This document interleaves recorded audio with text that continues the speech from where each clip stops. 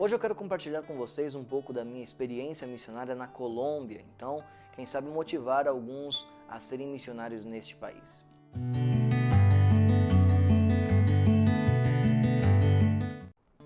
Em 2013 eu havia acabado de voltar de uma viagem missionária por Moçambique e pelo Nordeste brasileiro.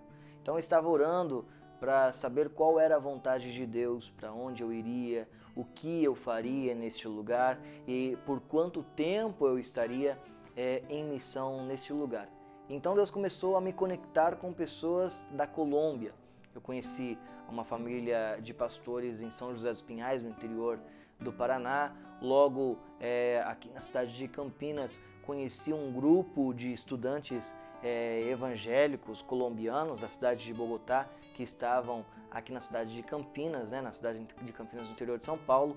E assim, sucessivamente, Deus ia me apresentando a Colômbia através de algumas pessoas. Eu ia conhecendo a história, um pouco da cultura, um pouco da comida, da culinária, porque algumas pessoas me convidavam para experimentar os pratos típicos da Colômbia. Então eu entendi que Deus estava me direcionando, me guiando, me chamando para a Colômbia.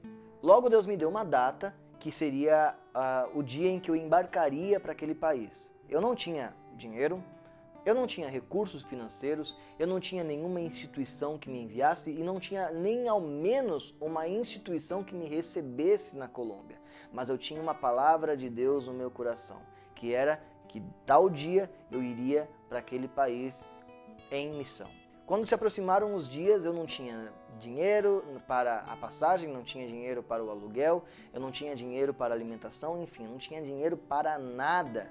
Tinha apenas aquela convicção de que Deus estava me chamando para aquele país e cada dia que passava era mais forte aquela convicção. Eu sabia que naquele dia eu iria embarcar, pegar um avião aqui no Brasil e desembarcar lá em Bogotá, na Colômbia.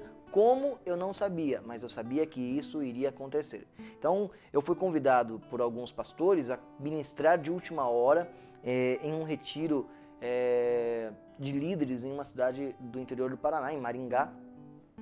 E quando eu estava ministrando, um irmão sentiu no coração, foi guiado pelo Espírito Santo em fazer uma oferta que ele nunca tinha feito antes, que era ofertar milhas de passagens para que eu pudesse viajar. Ele não sabia que eu estava preparando uma viagem missionária para a Colômbia, eu não tinha falado. Ele nem ao menos me conhecia, mas ele foi guiado pelo Espírito Santo naquele momento e me ofertou. Aquela oferta era exatamente as milhas que eu precisava para sair de Guarulhos e desembarcar em Bogotá. Eu tinha agora as passagens, mas não sabia como iria pagar o meu aluguel, porque não tinha dinheiro, não tinha nenhum tipo de recurso financeiro.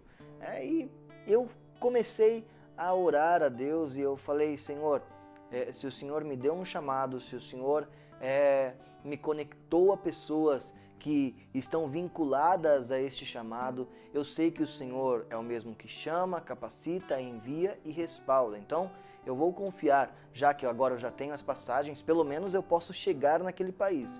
Não sei como eu vou me hospedar, não sei aonde eu vou me instalar, não sei o que eu vou fazer, mas eu sei que o Senhor estará cuidando de tudo. Assim que nos últimos dias, faltando ali mais ou menos 3 dias para que eu embarcasse, eu já tinha agora os bilhetes de Guarulhos para Bogotá em mãos, alguém bateu na minha porta e disse, eu fiquei sabendo que você está saindo em viagem missionária, mas já fazem algumas semanas que eu não consigo dormir, porque toda vez que eu coloco a cabeça no travesseiro, me vem a sua imagem e Deus me fala para te dar uma oferta e eu não consigo esquecer isso quando eu estou trabalhando, quando eu estou dirigindo, que eu preciso entregar esta oferta para você e eu resisti durante algum tempo, mas hoje eu sabendo que você vai sair para uma viagem missionária para outro país, não pude resistir e tive que vir te entregar. E aquela oferta era um valor que se encaixava exatamente naquilo que eu precisava. Precisava pagar pelo menos o primeiro mês de aluguel. Assim que eu liguei para um alojamento em Bogotá e perguntei os valores e disse que no dia seguinte estaria chegando para me hospedar durante pelo menos um mês. Quando eu cheguei em Bogotá, eu tinha de troco daquela oferta que eu havia recebido, mais ou menos 75, 100 reais. Quando peguei o táxi no aeroporto, infelizmente, por não falar tão bem o espanhol e também por ter a aparência física de um estrangeiro, né, não parecer fisicamente com um colombiano, um taxista pensou que eu tinha um pouquinho a mais de dinheiro, né, que eu era rico provavelmente, e numa viagem que me custaria posteriormente 15 mil pesos, equivalente a 15 reais na época, ele me cobrou 75 mil pesos, que era quase todo o dinheiro que eu tinha em caixa. Mas como Deus havia me dado as passagens, como Deus havia me dado dinheiro para me hospedar, eu não estava nem um pouco preocupado, porque eu sabia que Deus faria alguma coisa.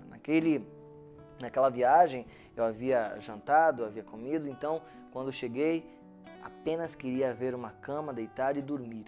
Despertei no outro dia, até bem tarde, ao meio-dia, e fui procurar alguma coisa para comer, já estava com fome, e encontrei uma padaria. Tinha ali, eu tinha de troco uns 15 mil pesos, 15 reais mais ou menos, e vi um cartaz que dizia hamburguesa, salchipapa e gaseosa por 13 mil pesos. Então, entrei neste estabelecimento e até falei que seria igual a viúva, né?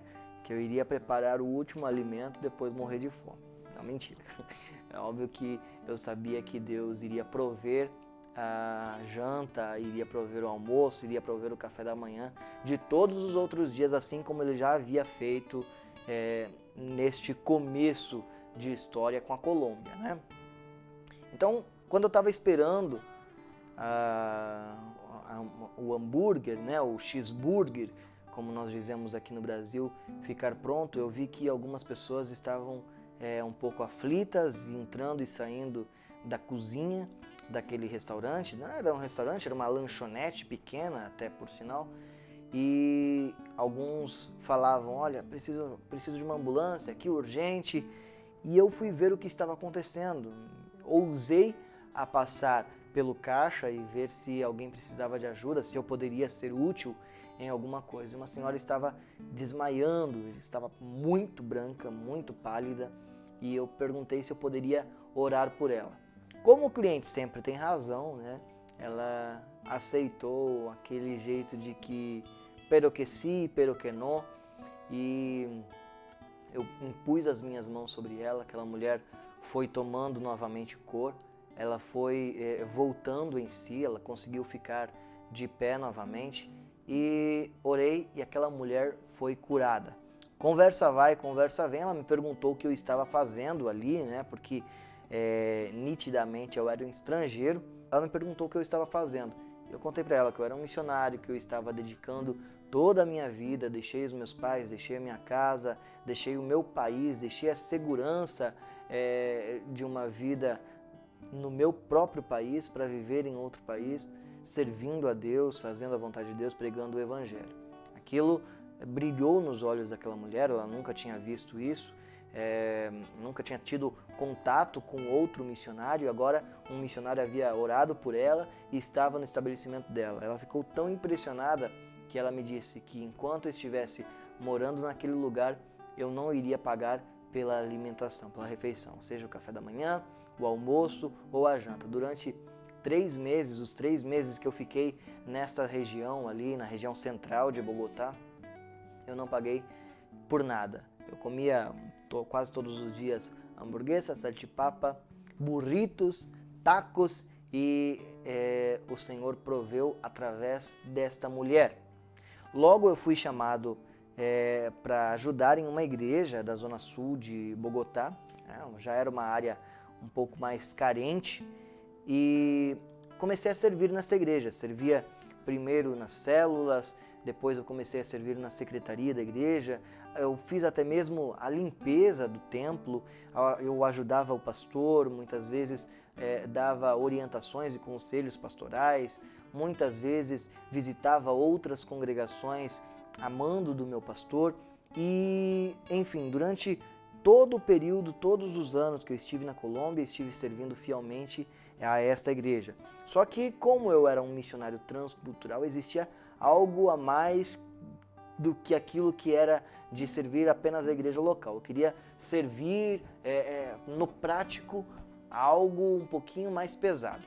E como alguns sabem, a Colômbia é um país de perseguição religiosa, segundo fontes da missão Portas Abertas, missão Open Doors, que classifica a Colômbia como um país de perseguição religiosa. Eu quero te explicar de maneira rápida como funciona a perseguição religiosa no país. O país, durante muitos anos, vive em conflito armado com guerrilhas que buscam e visam o poder. Você conhece as Farc, mas existe também a ELN, existem também outras guerrilhas, grupos paramilitares que acabaram assolando durante 55, 56 anos a Colômbia até agora.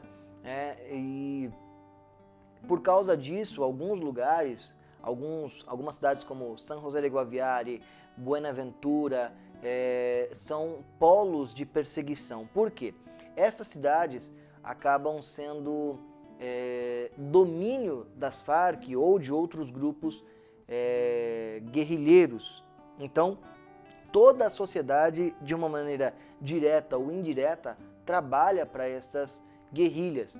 O padeiro serve pão para a guerrilha, o pintor pinta os esconderijos da guerrilha, enfim, toda a sociedade está involucrada de maneira direta ou indireta com a guerrilha. Então, toda vez que chega um missionário, um padre, um evangelista, um pastor, quem seja nessas regiões, a ordem das Farc, como eles têm uma cartilha de guerrilha, assim como no Brasil nós tínhamos a cartilha do guerrilheiro urbano de Marighella, era de extirpar, de tirar, de sequestrar e até mesmo matar a todos os missionários que chegassem a este lugar. Porque quando um missionário chega, ele traz a revelação da palavra de Deus. Isso gera uma metanoia, uma mudança de mente na cabeça dessas pessoas e elas acabam abandonando tudo para servir a Deus.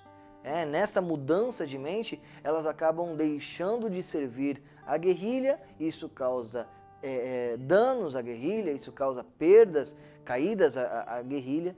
Então, por causa disso, os cristãos não são muito bem-vindos pelas guerrilhas nessas zonas de conflitos. Então, começamos um trabalho nessas regiões, San José de Guaviare, Buenaventura, em algumas zonas rurais da cidade de Yopal, no interior da Colômbia.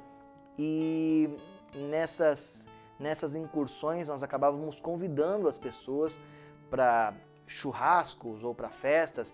Tínhamos que comprar até mesmo bebidas alcoólicas, porque quando você tem um estrangeiro em uma cidade pequena que aluga uma chácara para um evento e você não vai ter bebida alcoólica, para eles era algo estranho.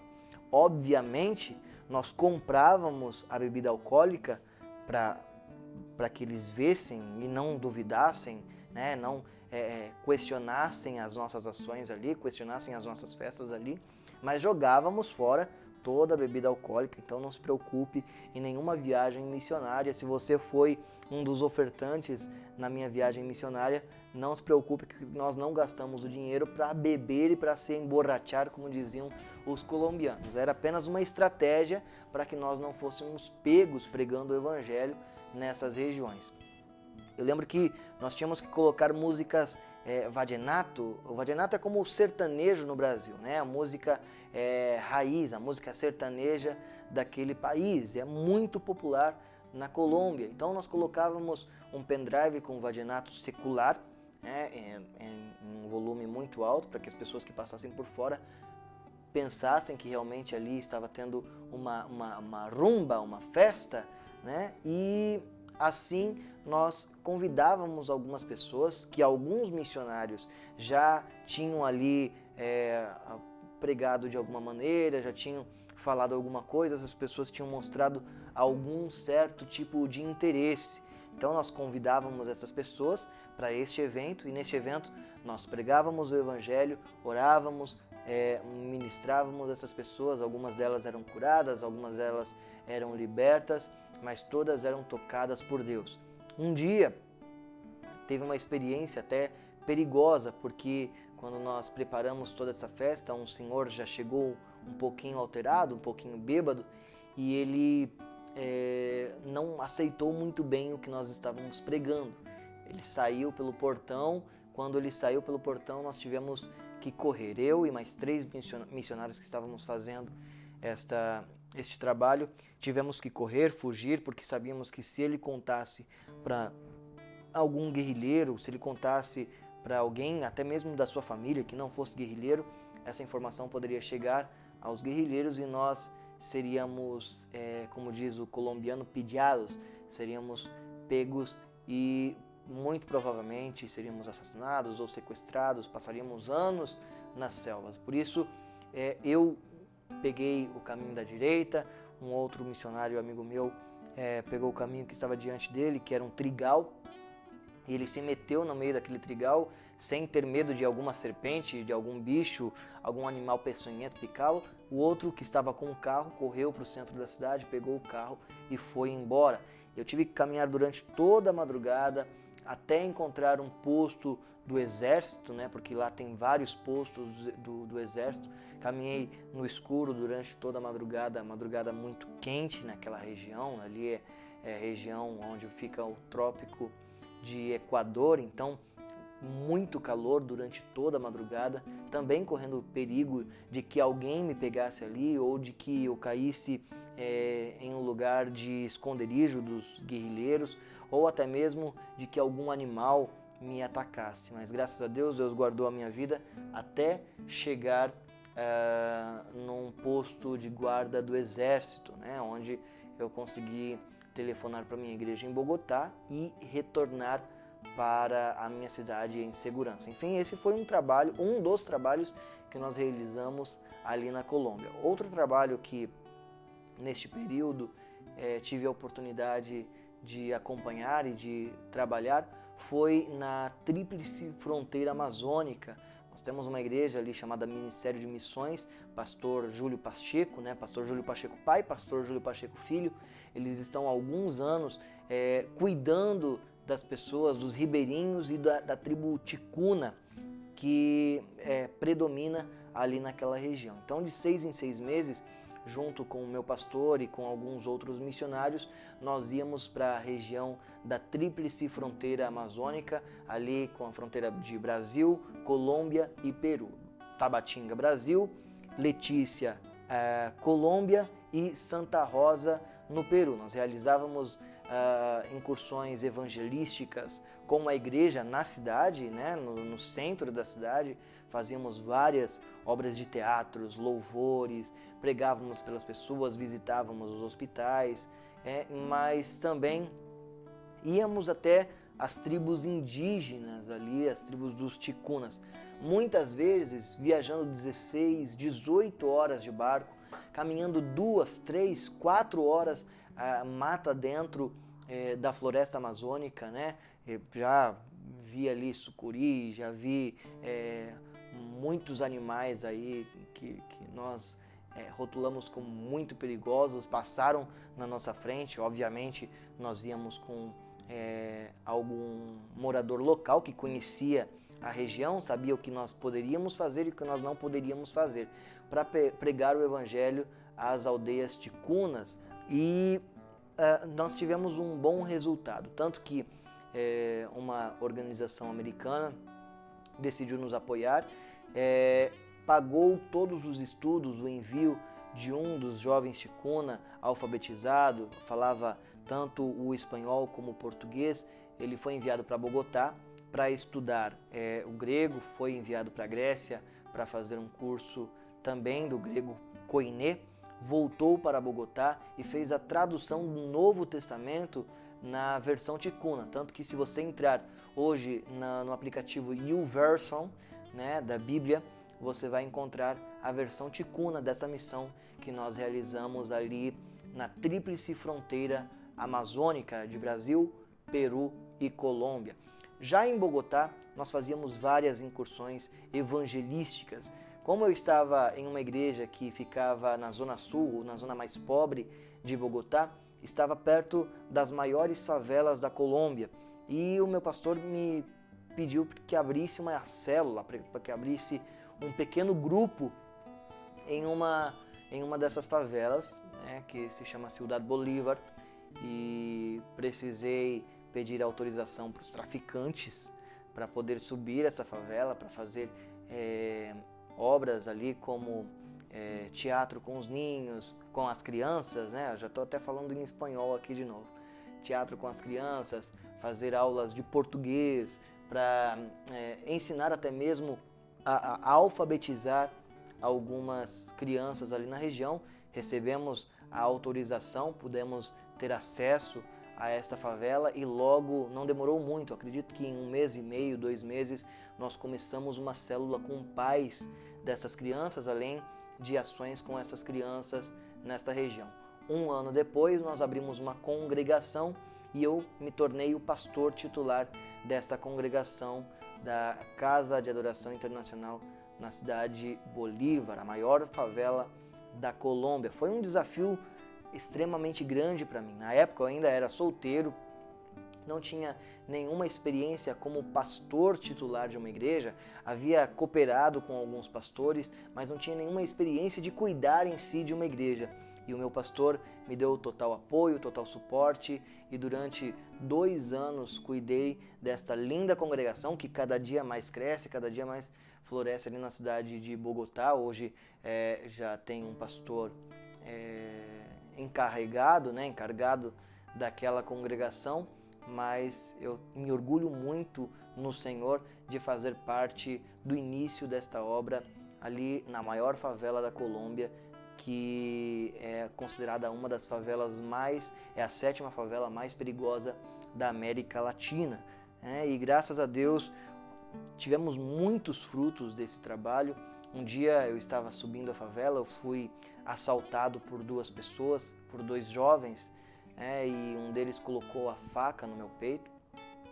E quando eles fugiram, a polícia estava vindo na contramão. Pegou eles, eu precisei segurar a polícia para que não batesse neles, segurar a população para que não batesse neles, e enfim, fomos para a delegacia. Na delegacia eu estava esperando ser chamado para depor contra esses adolescentes, contra esses meninos, e eu acabei sendo ministrado por Deus naquele lugar. Deus falou ao meu coração para perdoar e para não impor nenhum cargo contra eles, para liberá-los, mas que eu devesse orar e pregar a palavra de Deus a eles. Então eu orei, impus as mãos sobre esses meninos. Um deles foi muito tocado pelo Espírito Santo, me pediu perdão, pediu que eu o ajudasse porque ele não queria seguir nesta vida. Então, como eu já tinha algumas células, como eu já tinha a igreja, a congregação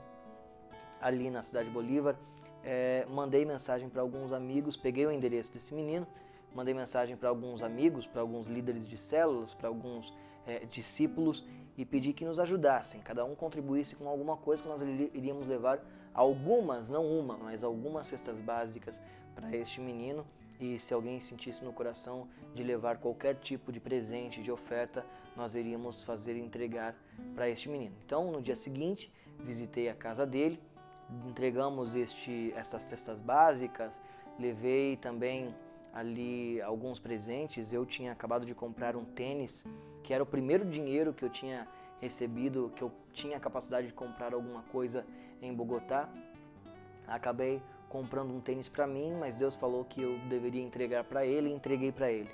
Enfim, eu comecei a discipular este menino, e 2 meses depois, isso foi em maio, no mês de julho, eu tive o prazer de batizá-lo. Hoje ele é um líder de células, cuida de uma das células que eu abri, que eu cuidei ali na região de Kennedy, em Bogotá. É um homem de Deus, teve a vida totalmente transformada. Em Bogotá nós tivemos várias outras incursões evangelísticas, algumas com a Missão Brasileira Kairos. Muitos missionários brasileiros estavam lá. Então nós tínhamos ajuda na zona norte de Bogotá, que era uma zona rica. Cuidávamos de um campinho de futebol, então 1 vez por semana eu ia apenas para ajudar mesmo na logística com os missionários brasileiros que cuidavam desta missão de ensinar futebol brasileiro para crianças, para ninhos colombianos. Então, uma vez por semana eu estava ali, uma vez por semana eu estava com um projeto que nós começamos junto com outros missionários brasileiros, o Danilo e a Patrícia, que se chamava o Ras Justicia, Amor e Solidariedade, onde eu comecei a trabalhar com esse social de restaurar a dignidade do morador de rua. Então, uma vez por semana nós nos reuníamos, levávamos alimento para os moradores de rua, comíamos com eles, fazíamos amizade com esses moradores de rua. E isso também fez com que eu hoje criasse, hoje não, mas um pouco tempo depois, criasse o DNA Movement aqui no Brasil, onde nós temos ação social com moradores de rua, com orfanatos, com asilos e com hospitais. Uma vez por semana também cuidava de células em algumas regiões ali de Bogotá e aos domingos cuidava da igreja em Kennedy, em Cidade Bolívar, a maior favela da Colômbia. Enfim, foram 4 anos muito frutíferos, mas foram 4 anos onde eu dependi totalmente, radicalmente da provisão de Deus. No primeiro momento em que Deus me chamou para a Colômbia, eu não tinha nenhuma perspectiva do que iria acontecer, mas quando eu saí de lá, eu pude ver que Deus operou e se moveu de maneira sobrenatural, muito além do que eu pudesse pensar ou imaginar, conforme o poder que opera em nós. Eu fiquei de 2013 a 2017. Em 2017 retornei para o Brasil, onde realizei outras viagens missionárias que em outros vídeos eu quero compartilhar com vocês. Enfim, este é o nosso DNA missionário da semana. Eu espero que um pouco dessa história tenha inspirado alguns, possa animar a outros na carreira missionária, que essa experiência compartilhada com vocês possa motivá-los a cumprir o ID do Senhor. Que Deus te abençoe e até o próximo DNA Missionário.